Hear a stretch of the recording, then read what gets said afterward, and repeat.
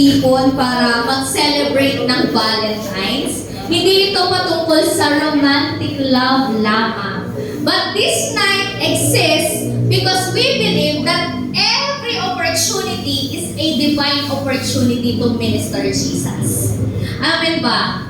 So this is a night that we will bring our hearts sa Lord. Sabihin nga natin, Lord, para sa'yo, ang puso ko. Amen? So tonight, we will gonna surrender our hearts before the Lord. Tonight, we will allow the Lord to heal what's wounded, to strengthen what's weary. Kasi maaaring nandito tayo, that we are smiling. Tingnan mo nga yung katabi mo. Di ba? Ang ganda ng ngiti. Maaaring nandito tayo, we are smiling, pero pagod na pala on the inside. Maaaring nandito rin tayo, hopeful, pero ang dami nating tanong, ang daming tumatakbo sa isipan natin. Or maaaring someone has invited you here, pero deep down, alam mo na sinasabi ng puso mo, Lord, I really need you tonight. And I want you to know, hindi ka nandito sa lugar na ito by accident. But the Holy Spirit has planned this very moment. The Holy Spirit has steered your heart to come. Kahit na parang sana, ipapahinga ko na lang.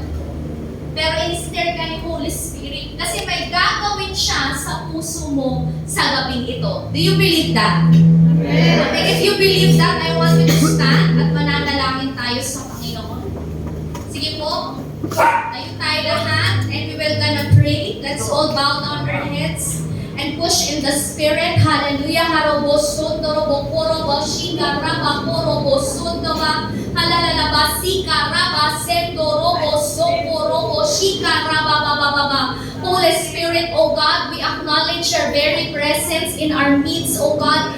At nananampalataya kami, O Diyos, na may gagawin ka sa puso ng bawat isa sa gabing ito. And Lord, we pray, O God, that this very moment, O God, continue to breathe life, breathe strength, breathe hope, breathe truth, Panginoon, sa puso at buhay ng bawat isa. We pray, Lord, that there will be an open heavens in our midst, Panginoon, that you could freely speak, you could freely move, Panginoon, sa buhay at puso namin, Panginoon. Let there be no hindrance in the Spirit. Sinasaway namin ang lahat ng distraction, lahat ng worries, O God. Ano bang kabigatan, O Diyos, isinusuko namin sa iyo, Panginoon. Strengthen the weary hands, Panginoon. Heal every brokenness, Panginoon. Strengthen our faith, Panginoon. Katagpuin mo ang bawat isa sa gabing ito in the mighty name of Jesus, O God. Hayaan mo ang iyong mga salita mag-bring ng renewal of minds, na obedience, na conviction, ng transformation, O God, sa puso ng bawat isa, O God. Maraming salamat po, O Diyos. We surrender, Lord, this night to you.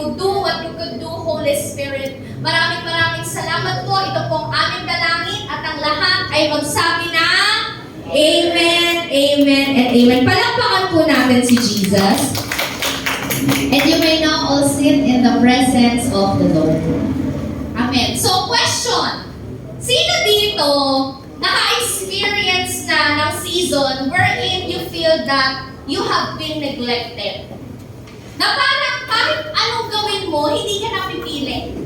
That you feel ignored, despised, or hurt again and again and again. That you're doing your best, pero parang kapos pa rin eh. Parang kulang pa rin. That every day you are waking up, you are going to school or work, fulfill your responsibilities, you take care of people, tapos bukas, gano'n na naman. That your life feels like a cycle rather than a calling. Nananalangin ka, pero yung mga sagot parang delay. Naglilingkod ka, pero napapagod ka na, nauubos ka. Nagmamahal ka, pero nasasaktan ka. Nananampalataya ka, but you have a lot of questions in your mind. Kasi sa totoo lang, marami sa atin, hindi lang tayo physically tired. Maraming tao, they are soul tired. Na yung pagod mo, hindi na nadadaan sa tulog. Na yung pagod mo, hindi na nadadaan sa bakasyon. Nag-bakasyon ka nga, mas lalo ka lang napagod. Naranasan niyo ba yun? O nararanasan naranasan. Alam mo kapatid, God sees your weariness. God sees your pain. God sees what you are carrying. Lahat hayag sa Panginoon. And He is not shaming us for it. But He is inviting us into His very presence. Ang sabi nga dito ni Jesus, in Matthew chapter 11, hindi siya gumagana. Yan. Matthew 11 verse 28 to 30. Please follow me in your Bibles. Pakilabas po ang inyong mga Biblia. And ano bang translation ang ginagamit nyo or language. But I will be reading from the Amplified Classic Translation para mas detailed siya. So, ang sabi dito sa Matthew 11 verses 28 to 30, sabi doon sa salita ng Panginoon, "Come to me, all you who labor and are heavily laden and overburdened." Sino overburdened dito? Yung pakiramdam mo, pasan-pasan mo yung buong daigdig. And may invitation si Jesus sa atin. And sabi doon, I will cause you to rest. I will ease and relieve and refresh your souls. Take my yoke upon you and learn of me, for I am gentle or meek and humble or lowly in heart, and you will find rest, relief, and ease, and refreshment and recreation and blessed quiet for your souls. For my yoke is wholesome, useful, good, not harsh, hard, sharp, or pressing, but comfortable, gracious, and pleasant. And my burden is light and easy to be borne. So ang ganda ng puso ni Jesus dito sa Matthew chapter 11 verses 28 to 30. Ang ganda ng puso niya dito. Kasi hindi niya pinagtabuyan yung mga nabibigatan. Hindi niya pinagtabuyan yung may daladalang problema. Hindi niya sinabi dun sa may problema, try harder. Hindi niya sinabi sa kanila na fix yourself first. At hindi niya rin sinabi, bumalik ka na lang anak ha kapag malakas ka na. Hindi niya sinabi. Kundi anong sinabi ni Jesus? Ano yung sinabi niya sa Matthew 11:28? Hello? May kausap ba ako? Sabi niya, come to me. At yung invitation na yun ni Jesus, invitation yun sa mga taong pagod na. Hindi lang sa buhay. Pagod sa relihiyon, pagod sa expectation, pagod sa pressure sa paligid, pagod sa disappointment. At sa invitation na yun, makikita natin that Jesus is identifying a real problem here na kinakaharap ng mga tao. Sinasabi ni Jesus that there are people that are breathing but not resting. That there are people that are functioning but not really living. That there are people that is just surviving but is not restored. And that's why yung invitation ni Jesus nagsimula sa salitang come. Lumapit tayo sa presensya niya and just breathe in His presence. Hindi mo kailangan mag-perform. Hindi mo kailangan to sort all things out together, to figure everything out. Ang kailangan mo lang, just come as you are at si Jesus na ang bahala sa atin. That's why tonight, the message will be about, pakibasa, 1, 2, 3, go! Breathe through His presence. Breathe through His presence. Amen? Kasi ang totoong kapahingahan, it doesn't come from escaping life. Ang tunay na rest, it does not come from doing a lot of things in life. But true rest comes to returning to the very presence of God. Uulitin ko, true rest comes by being or abiding in the presence of God. Sabi nga, for my yoke is easy and my burden is light. Sabi nga, I will give you rest. So pag sinabing, breathe through His presence, ibig sabihin, you stop solely relying on your own strength. You stop solely relying on your own effort. You stop solely relying on what you can control. But you allow God to sustain you with His very breath. That you don't just inhale oxygen, but you inhale grace every day. Amen. You inhale truth. You inhale His life every day. So tonight, we will walk through one word. Isang salita na madaling tandaan. Ang salita na yon ay ang salita hinga. Sabihin nga natin, hinga. Hinga. Hinga muna tayo. Tama na muna yung pressure. Hinga muna. Sige, hinga nga tayo. Inhale. Exhale. Inhale. Exhale. Bakit parang yung iba bahong-baho? Amen. Alam nyo, ang dali lang huminga physically. Pero breathing is not matic spiritually, kundi intentional siya. At yung bawat letra ng salitang hinga will reveal how God breathes into us and how we are meant to respond to the very breath that God has given us. So 5 puntos lang to. Point number 1. Pakibasa. 1, 2, 3, go. He breathed the breath of life. Amen. He breathed the breath of life to humanity and to us. Let's open our Bibles in Genesis chapter 2, verse 7. Genesis chapter 2, verse 7. Dito natin unang mababasa yung salitang breathe sa Bible. Genesis chapter 2, verse 7. Ang sabi dito, then the Lord God formed the man from the dust of the ground. He breathed the breath of life into the man's nostrils, and the man became a living person. Sino dito ilang beses na nabasa ang Genesis? Yung totoo makita sa kamay. Amen. Di ba, kadalasan, every year, bumabalik sa Genesis. Meron nga mga kabataan na nagsabi, Pastora, masteran na ako ng Genesis. Nakailang ulit na ako. Hindi pa nga ako nakarating ng Revelation. Pero kung papansinin nyo, sa Genesis, sa lahat ng create ni God, palagi niyang sinasabi, let there be. Tama ba? Pero pagdating sa tao, hindi niya sinabing, let there be man. Tama? Tama ba? Amen. So, iba yung proseso. Hindi lang siya nagsalita para mabuhay tayo, kundi hinawakan tayo ng Diyos. Hinulma niya ang tao. May proseso, may intentionality, may personal touch. Ibig sabihin, bago pa tayo huminga, may oras na nang inalaan ang Diyos para sa atin.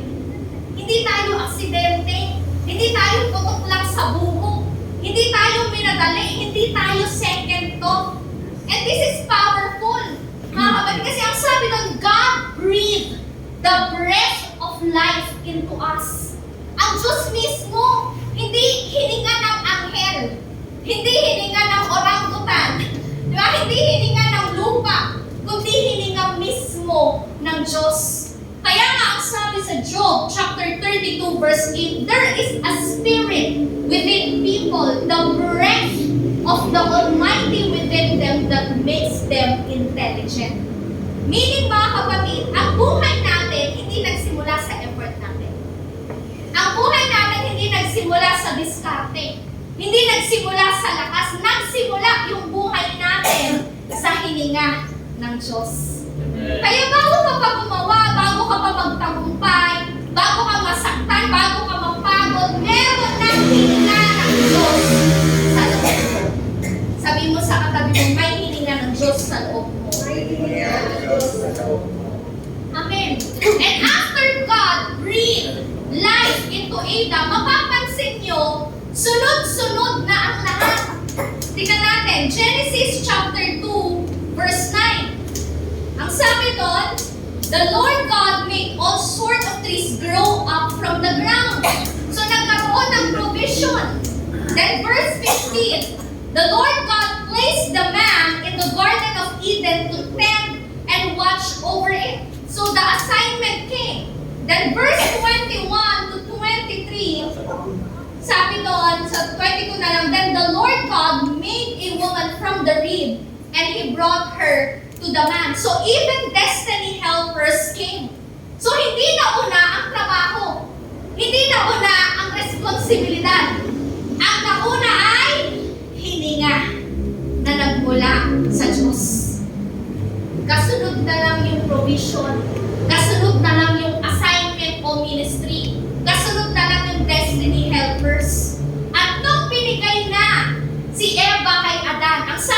Adam, tingnan nyo. In verse 23, sabi niya, at last! Ano? Kailan ba sinasabi yung salitang at last? Kailan?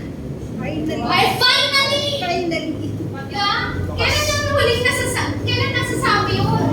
Nasasabi natin yun kapag matagal kang naghintay o kapag pagod ka na o kapag parang may kulang sa puso mo tapos dumating na.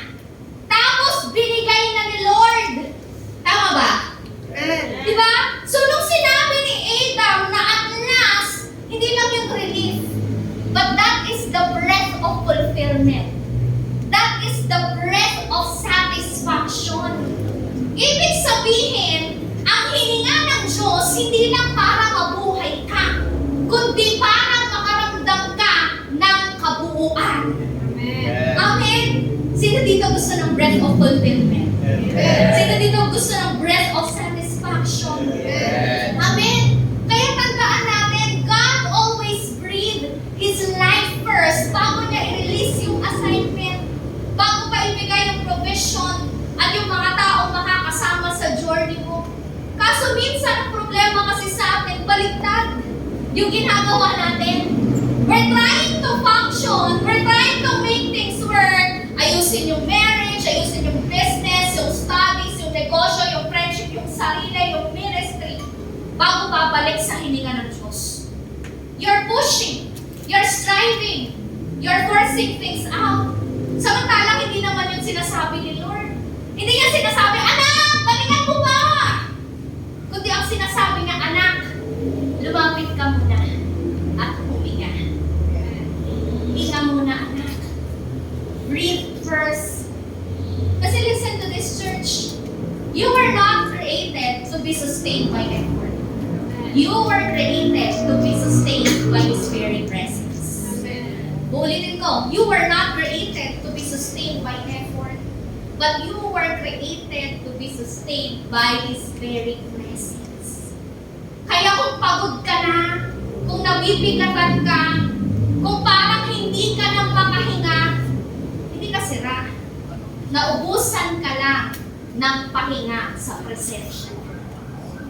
So tonight, God is inviting all of us back to the place where life began. Balik tayo sa presensya niya. Breathe in His presence. Hindi striving. Hindi trying to fix everything. Balik lang sa presensya niya at huminga. Amen? Sabihin nga natin, hinga. Amen? And if God has given us the breath, the next question is, how do we live with the breath that God has given us? So point number 2. Pakibasa. 1, 2, 3, go. Indeed, every breath is lived to the fullest. Amen. In Him, every breath is lived to the fullest. Alam niyo, sa Diyos, walang sayang. Sa Diyos, walang tagod. Hindi aksidente yung bawat hininga natin. Hindi filler yung bawat season na pinagdaraanan natin. At hindi delay ang bawat araw ng buhay natin. Amen. Tingnan natin yung mga last breath or huling hininga ng mga patriarchs. Dalawa lang tingnan natin. Si Abraham, in Genesis chapter 25, verse 8. Basahin natin. Genesis chapter 25, verse 8. Ang sabi dito kay Abraham, and he died at a ripe old age. Having lived a long and satisfying life, he breathed his last and joined his ancestors in death. So kung babasahin natin yung verse na, hindi lang doon sinabi na namatay si Abraham. Ang sabi sa verse na binasa natin, he lived a long and satisfying life. Nabasa niyo yun? Nakita niyo ba yun? Diba? Long and satisfying, hindi perfect life. Hindi madaling buhay. Pero satisfying life. Tingnan din natin si Jacob. Genesis chapter 49, verse 33. Ang sabi dito, when Jacob had finished this charge to his sons, he threw his feet into the bed, breathed his last, and joined his ancestors in death. So napansin nyo ba, ang pattern dun sa pagkamatay nila, they died at a ripe old age. Hindi bata. They live a long and satisfying life. At ito si Jacob, he finished his assignment bago siya malagutan ng hininga. So hindi lang sila basta huminga tapos namatay. Huminga sila hanggang sa matapos nila yung pinagagawa ng Diyos sa buhay nila. Amen? Si Jacob nga bago pa siya malagutan ng hininga, tinapos niya muna yung sasabihin niya sa mga anak niya na pinapasabi ni Lord sa pamamagitan niya. And this is telling us something powerful, that every breath has a purpose. Amen? Bawat hininga natin may purpose ang Panginoon.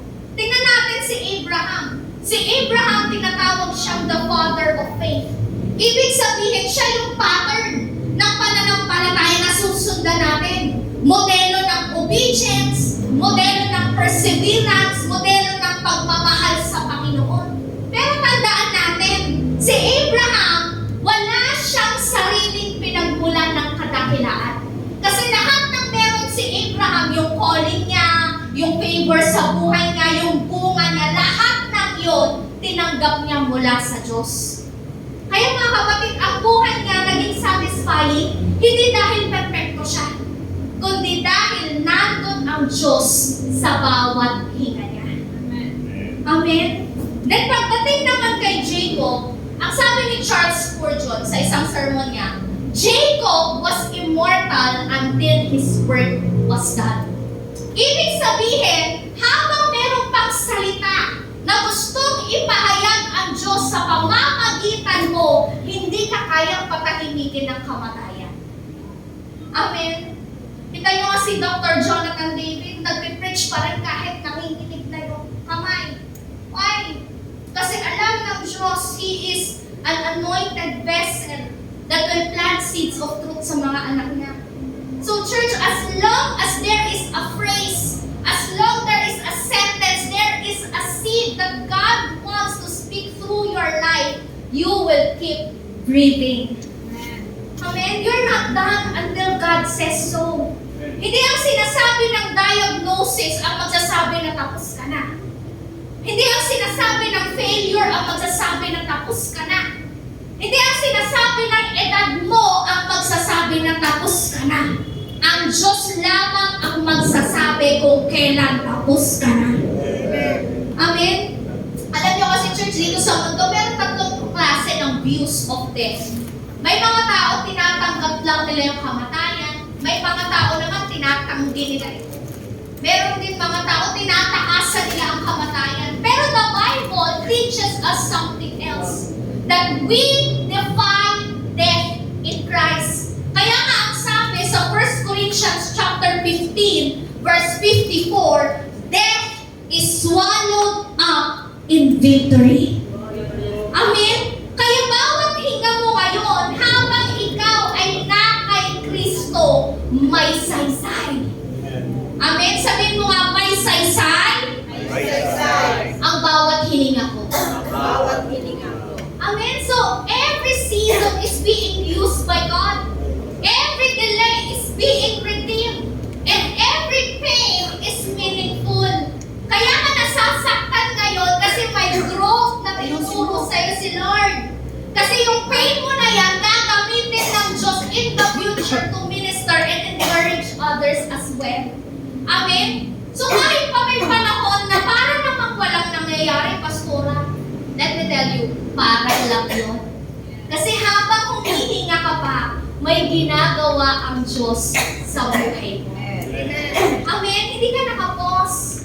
Hindi ka naka-on hold. Nasa proseso ka. Kaya church, hear this clearly. If you are still breathing, inhale, exhale.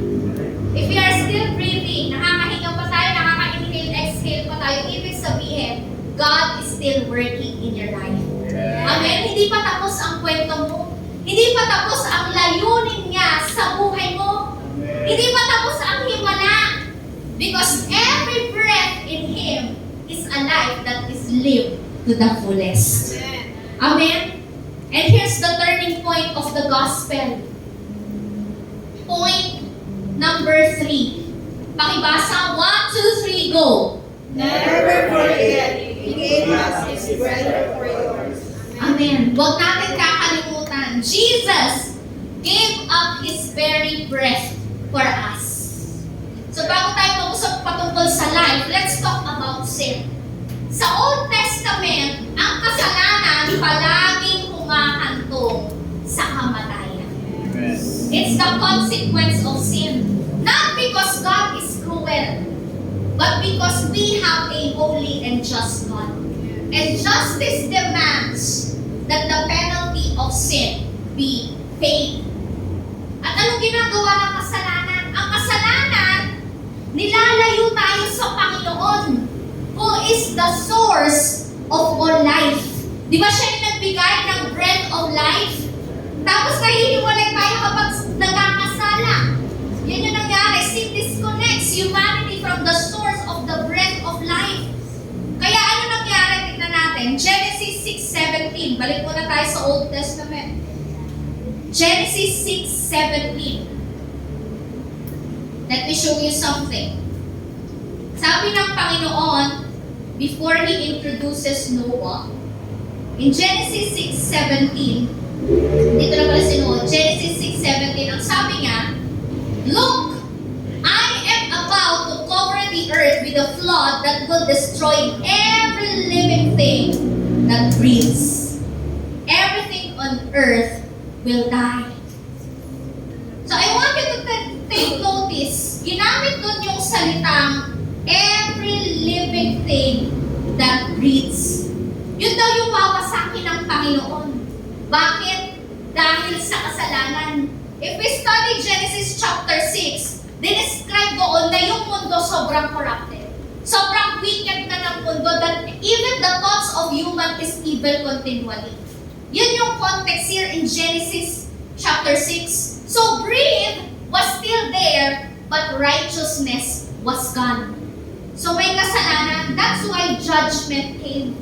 Pero ang kinagandaan pagdating sa Panginoon, even in judgment, God remembered mercy.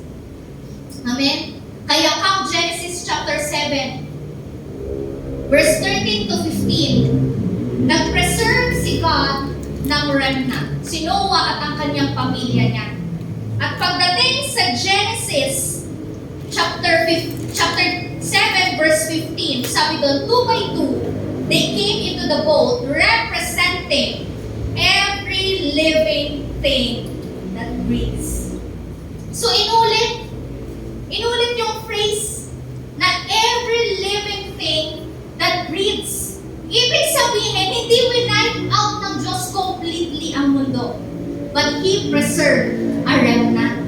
So from the very beginning, makikita natin that God has always been a redeemer. Hindi lang siya judge, kundi redeemer natin siya. Amen? Ganun kaganda. When we are studying about breathe, hindi niya tinapos ng tuluyan, kundi nag-preserve siya ng remnant. And then come Job chapter 14, verse 10 to 12, may tanong dun si Job eh. Ang sabi niya, what happens when a man dies? Minsan, this question is hunting us eh. At ito yung tanong na tinatanong ng mga tao ever since the fall of Adam and Eve. Saan na pupunta yung hininga kapag namatay na yung tao? Does life really end when we end here on the earth? Is death have the final say? At yung sagot sa tanong na yon, it doesn't come in philosophy, but it is answered on the cross of Calvary. Sabi sa Matthew chapter 15, basahin natin, verse 37. Matthew 15, 37. Mark chapter 15. Mark chapter 15, verse 37. Sabi dito, then Jesus uttered another loud cry and breathed His last. Huling hininga ni Jesus. Let's also see Luke chapter 23, verse 46. Sabi dito,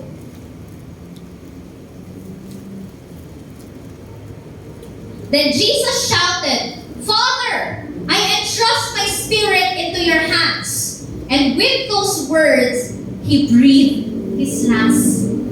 So, Pastor, anong implication? Itong ginawa ni Jesus, hindi to symbolic language lang ha, kundi literal ito na nangyari. Nangyari that the one who breathed life into Adam gave up his own breath on the cross of Calvary. Nota, hindi nalagutan ng hininga, kundi sinurrender mismo ni Jesus yung hininga niya. Bakit? Again, di ba, life had to be paid for. Kasi sin is demanding death. So, kailangan niya magbigay ng buhay. So, isipin nyo instead of us breathing our last, Jesus chose to breathe his last. Uulitin ko, instead of us breathing our last, Jesus chose to breathe his last. Grabe pagmamahal, no? Tayo dapat, yung nandun sa krus. Tayo dapat, yung pinahirapan. Tayo dapat, yung malalagutan ng hininga. Pero pinili niya na siya ang magbigay ng last breath niya, imbis na singilin ito sa atin. Amen? Yan yung dakilang pagmamahal ng Diyos that is said in John 3:16. For God so loved the world that He gave His only begotten Son, that whoever believes in Him shall not perish, but have eternal life. Note, ang sabi doon, eternal life. Hindi temporary life. Hindi borrowed life. Kundi eternal life. Paano yung naging posible, Pastora? 2 Corinthians chapter 5 verse 21 in-explain doon. Yung nangyaring transaction, yung nangyaring exchange on the cross of Calvary. 2 Corinthians 5:21, sabi doon, for God made Christ who never sinned. So si Jesus, malinis siya, holy siya, wala siyang even sin nature. But, sabi doon, God made Christ who never sinned to be the offering for our sin, so that we could be made right with God through Christ. Tayo yung makasalanan eh. Pero tinanggal yun sa atin on the cross of Calvary, inilipat kay Jesus. Kay Jesus na holy, kay Jesus na malinis, naging kasalanan siya. Bakit? So that we could be made right with God. So that He can impute righteousness on us para kapag tinignan ka ng Diyos, hindi na nakikita yung kasalanan mo, ang nakikita na sa'yo si Kristo Jesus. Amen. At bakit pa kailangan yun? Romans 6:23, malinaw na malinaw, for the wages of sin is death, but the gift of God is eternal life in Christ Jesus our Lord. Kaya huwag natin iisipin that we earned this bread. No, mga kapatid. Nire-remind tayo ng Ephesians chapter 2, verse 8 to 9. Sabi dito sa salita niya, Ephesians 2:8-9, God saved you by His grace when you believe. And you cannot take credit for this. It is a gift from God. Salvation is not a reward for the good things we have done, so none of us can boast about it. Amen? Naligtas tayo, hindi dahil sa ginagawa natin. Naligtas tayo by grace through faith. Amen? Ito yung regalo na binigay sa atin ni Kristo Jesus. And this is personal for every one of us. Kaya alam nyo, church, yung bawat hininga natin, it is borrowed from the Savior who once died for us. We are alive because He chose death. We are free because He chose to carry our sins. And we are breathing because He chose to surrender His very breath. Ganyan kabuti ang Panginoon. So every time we inhale, let's remember, yung bawat hinga natin, this is grace. Amen? And when we exhale, let our thankfulness, let our worship arise to His throne. Kasi malinaw ang sinasabi ng krus ng Kalbaryo. He gave up His breath so you could live not only now, but for eternity. Amen. Palakpakan nga po natin si Jesus. Hallelujah. So ngayon tapos na tayo sa salvation. Now let's understand whose power sustains us. Letter G, pakibasa. 1, 2, 3, go. God's breath is above all power. God's breath is above all power. Let's open our Bibles in Psalm chapter 33, verse 6. Gaano ba makapangyarihan, kakapangyarihan ang hininga ng Diyos? Psalm chapter 33, verse 6. Sabi dito, the Lord merely spoke and the heavens were created. He breathed the word and all the stars were born. Amen. So hindi lang salita. Sabi doon, hiningahan ka lang. Sa isang hininga ng Diyos, ang sabi doon, lumabas ang kalawakan. Lumabas yung mga bituin, lumabas yung buong galaxy. Ganon ka-powerful ang hininga ng Diyos. At yung parehong hininga na yon that forms the entire universe, that four galaxies, yun ang humihinga sa atin. Amen? Ganon ka-powerful yun. At sinasabi nun sa atin, yung buhay natin hindi yan galing sa maliit na source. Galing ito mismo sa Diyos na lumikha ng buong universe. Pero malinaw din ang contrast sa Bible. Let's open our Bibles in Psalm chapter 146.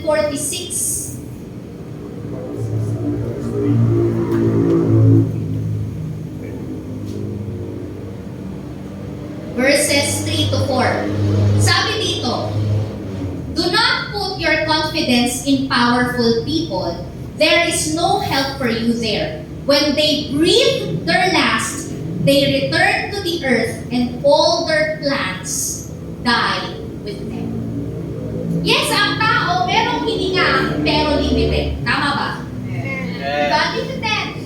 Oo, maaaring may kapangyarihan sila, maaaring may plano sila, maaaring may impluwensya sila, pero inas na, pwede silang malagutan ng hininga at tapos na.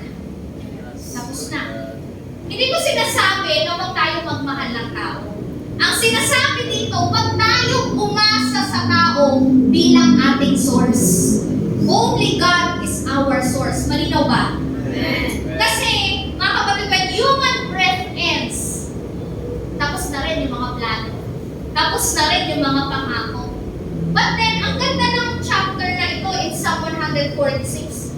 Kasi hindi natapos doon na huwag ka lang umasa sa tao, kundi after that verse, tingnan nyo, in verses 6 to 10, pinakilala, sino ba yung Diyos na pinaglilingkuran natin? Anong benefit sa atin kung yung Diyos natin is breathing eternally? That He is existing from the beginning till the end. Una-una sabi nun, verse 6, He made the heaven and the earth. So, isa siyang creator. At sabi nun, He keeps every promise forever. So, He is a promise keeper. Verse 7, He gives justice to the oppressed and food to the hungry. The Lord frees the prisoner. So, nagbibigay siya ng hustisya. Nagpro-provide siya ng pangangailangan natin. Pinapalaya niya ang lahat ng nakakulong. May tanikala, may chain sa buhay nila. Verse 8, the Lord opens the eyes of the blind. Binibigyan niya tayo ng revelation. Pinapagaling niya tayo sa ating karamdaman. Bago tayo nabibigatan, sabi ng the Lord lifts up those who are way down. The Lord loves the godly. Sino godly dito? Amen. Nawa lahat tayo. Amen. At sabi doon, kung godly ka, mahal ka ng Panginoon. Kaya walang magdadrama sa 40 na, ay, walang nagmamahal sa akin. Yes. Amen. Kasi mahal tayo ng Panginoon. Sabi rin doon sa verse 9, the Lord protects the foreigners among us. He cares for the orphans and widows, but He frustrates the plan of the wicked. So si God, protector siya ng mga vulnerable. So grabing profile. Meron ang Panginoon. What an awesome God we serve. Amen. That's why, mga kapatid, we could breathe in Him. Because church, His breath doesn't run out. His power doesn't expire. And His authority doesn't weaken.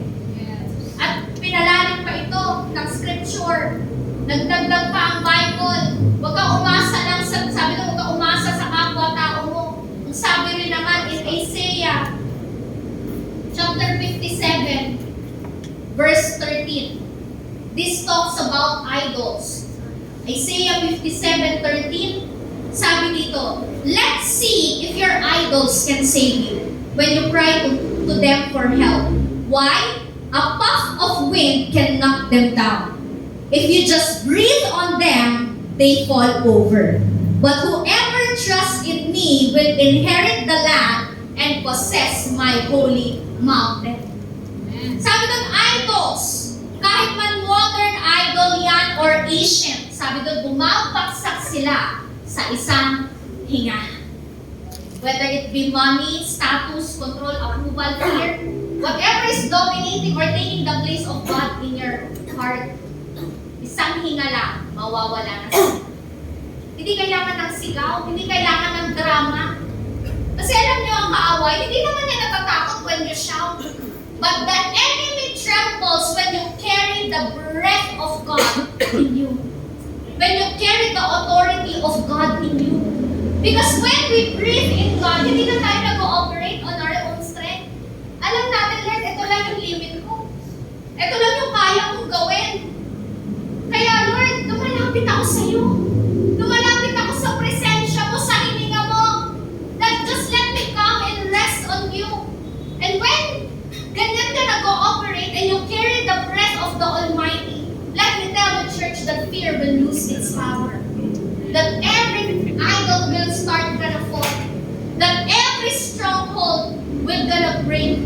Not by force, not by noise, but by the authority of His very breath in us.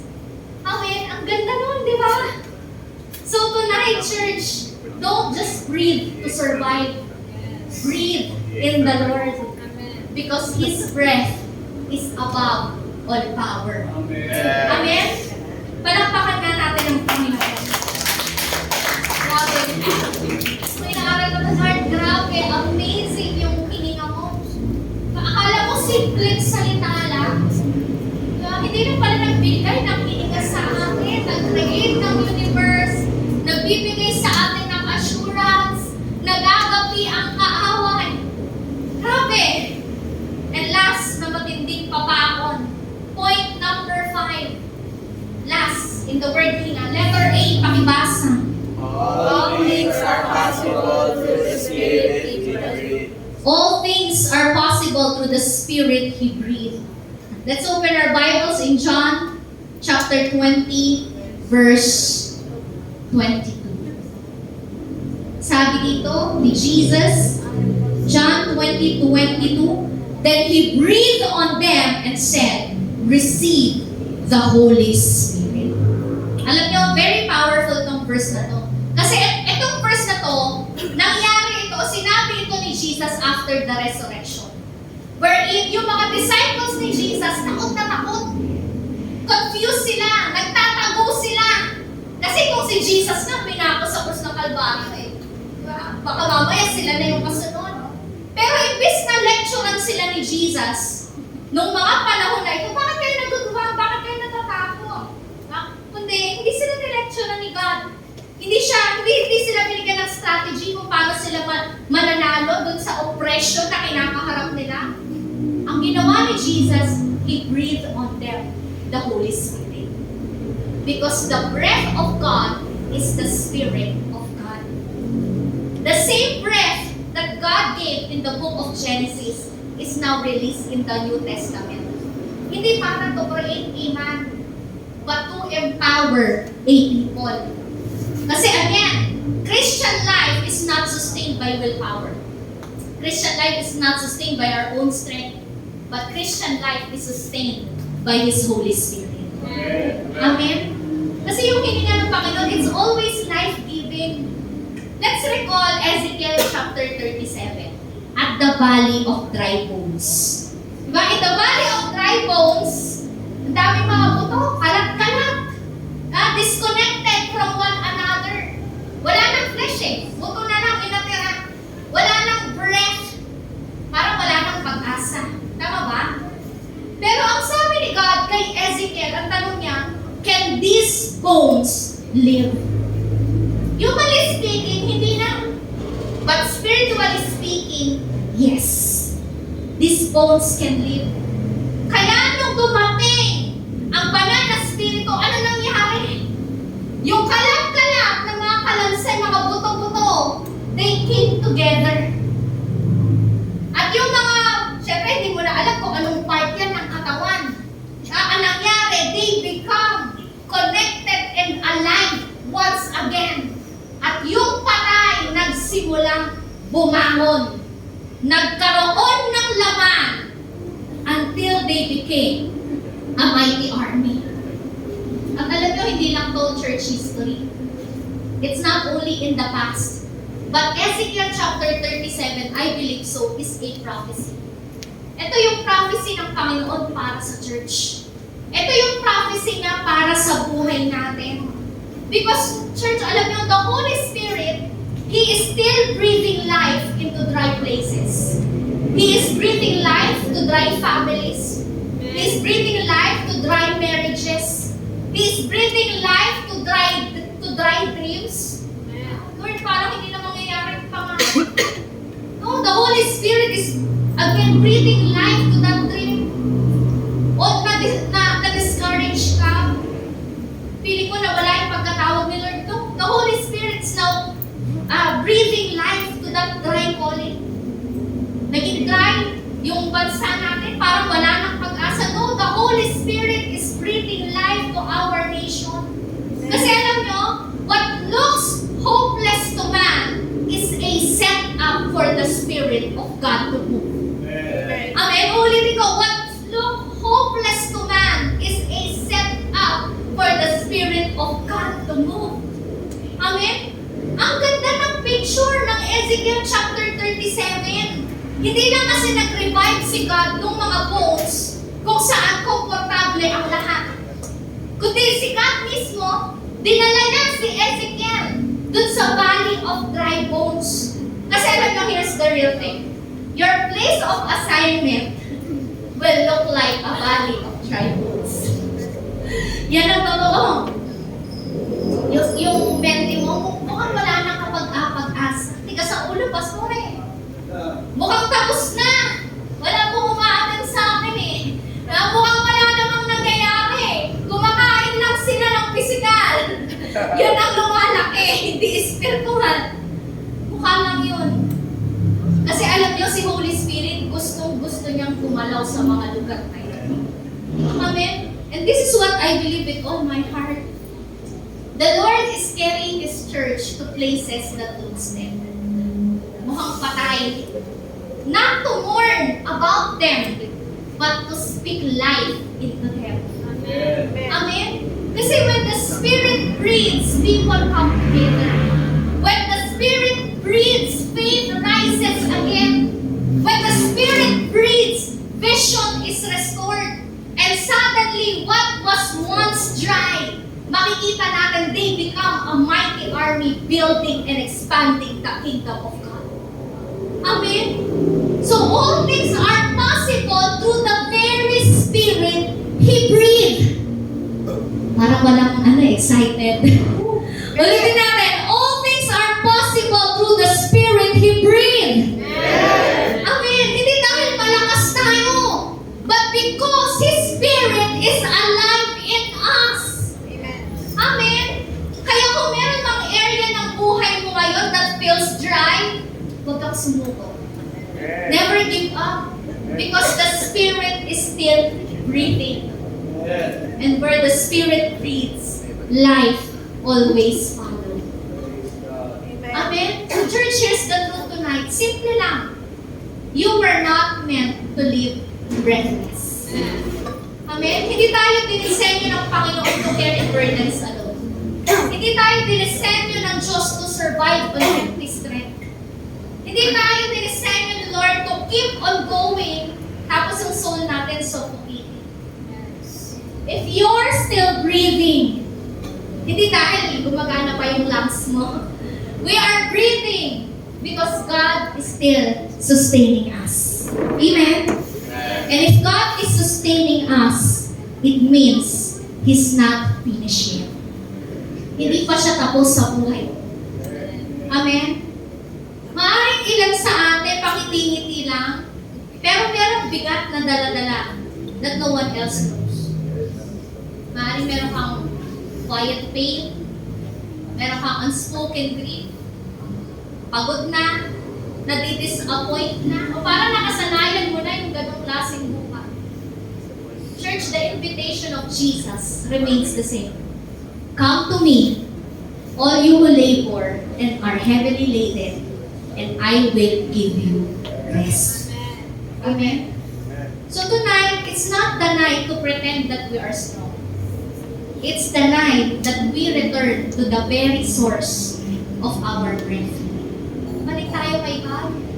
Balik tayo sa presensya niya. Baka mamaya kaya dumarating tayo sa panahon na pastora, ubus na ako, hindi ko na kaya. Kasi hindi tayo bumabalik sa presensya niya. Pero simple lang naman yung salita ng Diyos. Hinga ka sa presensya ko. I am the source of all life. I am the source of all strength. I am the source of all healing. I am the source of all possibilities. Kaya kapatid, isa lang naman ang tanong ng Panginoon sa bawat isa sa atin. Ano ba yung pilit natin hinahawakan that God is asking us to lay before Him, to surrender to Him? Tayo tayong lahat. Hallelujah. So hindi ko i-rush itong moment na to. If you feel heavy tonight, or meron kang kapaguran sa puso mo, or may bigat na dinadala-dala dyan, this is the moment that we lay it down before the Lord. Suko natin sa Panginoon. Hindi dahil weak tayo, but because we have a God who is great. We have a God who is strong.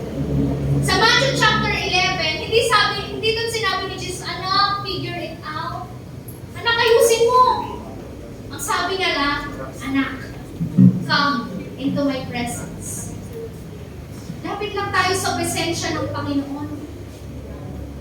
So kung gusto mong makaranas ang hilinga ng Panginoon, I want you to step forward.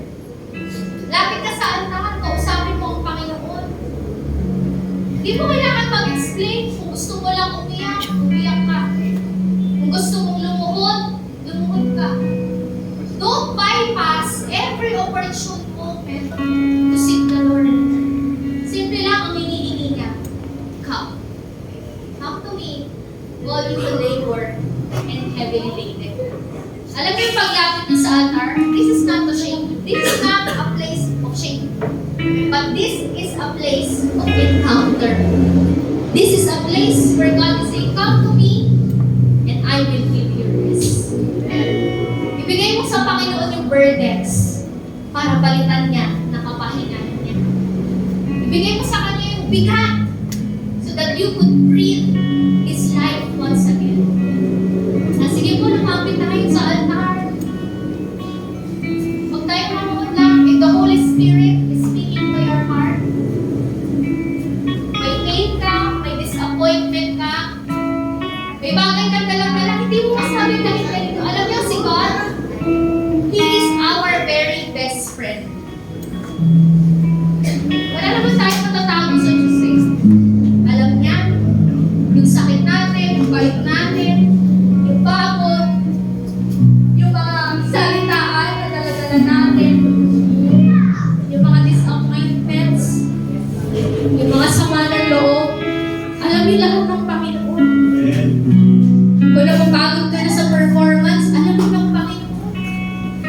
Just come to God.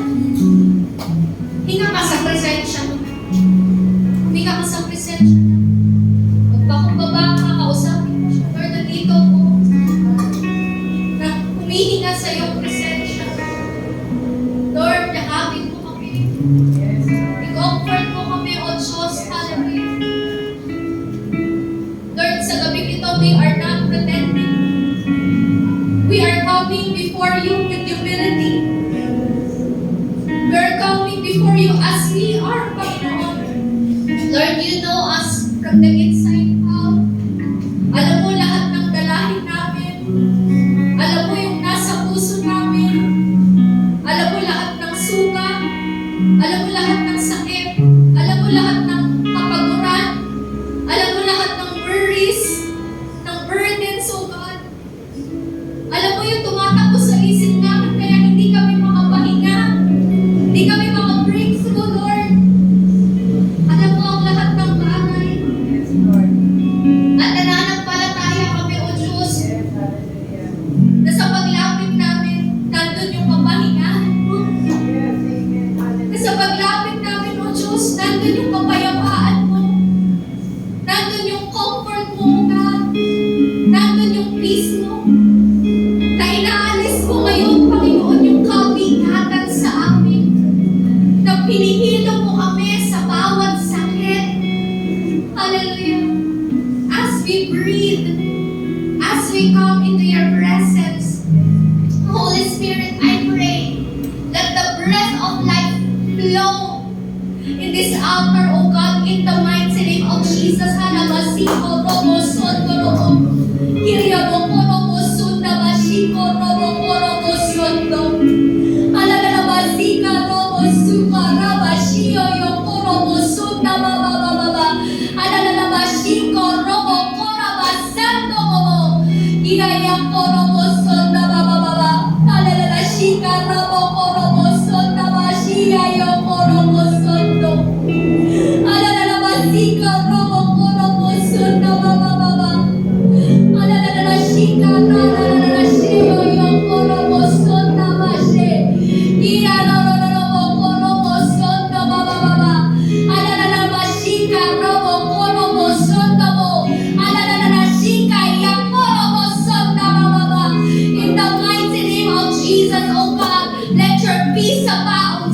Let healing abound, O God. Let vision be restored, O God. Let faith arise in this place in the mighty name of Jesus, O God. In the mighty name of Jesus. Salamat, O Diyos, hallelujah, sa mga yakap, Lord. Salamat, O Diyos, sa pagkatagpo mo sa amin ng iyong banal na presensya, O God. Thank you for the fresh strength. Thank you for the renewal, Panginoon. Thank you for the rest, Panginoon, na nararanasan namin sa iyong banal na presensya, O God. And we pray, O God, that this will not just be an experience tonight, O God, but this will be a reality for each one of us,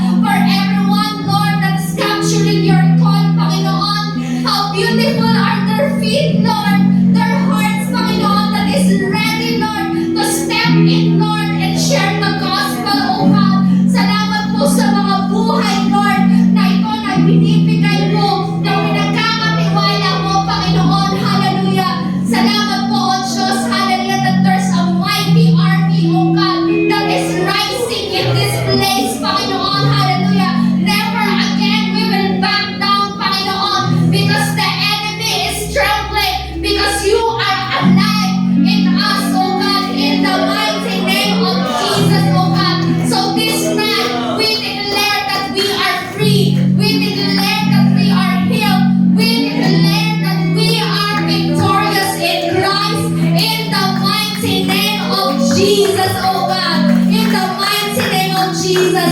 Maraming salamat po, O Diyos, sa encounter. Salamat po, O Diyos, sa grace, sa mercy, Panginoon. Hallelujah. Na patuloy namin nilalakaran dahil sa finished work mo. Maraming salamat po, O Diyos. Hallelujah. We love you, we worship you, and we give you all the highest praise.